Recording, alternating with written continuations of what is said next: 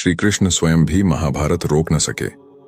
इस बात पर महामुनि उत्तंक को बड़ा क्रोध आ रहा था। दैवयोग से भगवान श्री कृष्ण उसी दिन द्वारिका जाते हुए मुनि उत्तंक के आश्रम में आ पहुंचे। मुनि ने उन्हें देखते ही कटु शब्द कहना प्रारंभ किया।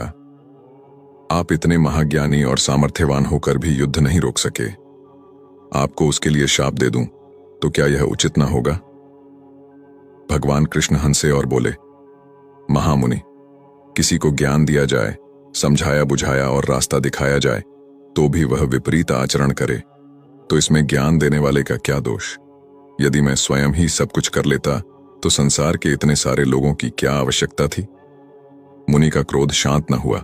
लगता था वे मानेंगे नहीं, शाप दे ही देंगे। तब भगवान कृष्ण ने अपना विराट रूप दिखाकर कहा, महामुनि, मैंने आज तक किसी का अहित नहीं किया। निष्पाप व्यक्ति चट्टान की तरह सुदृढ़ होता है। आप शाप देकर देख लें, मेरा कुछ नहीं बिगड़ेगा। हां, आपको किसी वरदान की आवश्यकता हो तो हमसे अवश्य मांग लें। उत्तंक ने कहा, तो फिर आप ऐसा करें कि इस मरुस्थल में भी जलवृष्टि हो और यहां भी सर्वत्र हरा भरा हो जाए। कृष्ण ने कहा, तथास्तु, और वहां से आगे बढ़ गए। महामुनि उत्तंक एक दिन प्रातःकालीन भ्रमण में कुछ दूर तक निकल गए। दिन चढ़ते ही धूल भरी आंधी आ गई और मुनि मरुस्थल में भटक गए। जब मरुद्गणों का कोप शांत हुआ तब उत्तंक ने अपने आप को निर्जन मरुस्थल में पड़ा पाया। धूप तप रही थी। प्यास के मारे उत्तंक के प्राण निकलने लगे। तभी महामुनि उत्तंक ने देखा, चमड़े के पात्र में जल लिए एक चांडाल सामने खड़ा है और पानी पीने के लिए कह रहा है। उत्तंक उत्तेजित हो उठे और बिगड़ कर बोले, मेरे सामने से हट जा, नहीं तो अभिशाप देकर भस्म कर दूंगा। चांडाल होकर तू मुझे पानी पिलाने आया है। उनके साथ साथ कृष्ण पर भी क्रोध आ गया। मुझे उस दिन मूर्ख बनाकर चले गए, पर आज उत्तंक के क्रोध से बचना कठिन है।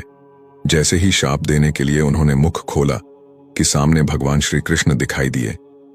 कृष्ण ने पूछा, नाराज ना हो महामुनि, आप तो कहा करते हैं कि आत्मा ही आत्मा है, आत्मा ही इंद्र और आत्मा ही साक्षात परमात्मा है। फिर आप ही बताइए कि इस चांडाल की आत्मा में क्या इंद्र नहीं थे? ये इंद्र ही थे जो आपको अमृत पिलाने आए थे, पर आपने उसे ठुकरा दिया। बताइए, अब मैं आपकी कैसे सहायता कर सकता हूं? यह कहकर भगवान कृष्ण भी वहां से अदृश्य हो गए और वह चांडाल भी। मुनि को बड़ा पश्चाताप हुआ। उन्होंने अनुभव किया कि जाति, कुल और योग्यता के अभिमान में डूबे हुए मेरे जैसे व्यक्ति ने शास्त्र ज्ञान को व्यावहारिक नहीं बनाया, तो फिर यदि कौरवों पांडवों ने श्री कृष्ण की बात को नहीं माना तो इसमें उनका क्या दोष? महापुरुष केवल मार्गदर्शन कर सकते हैं।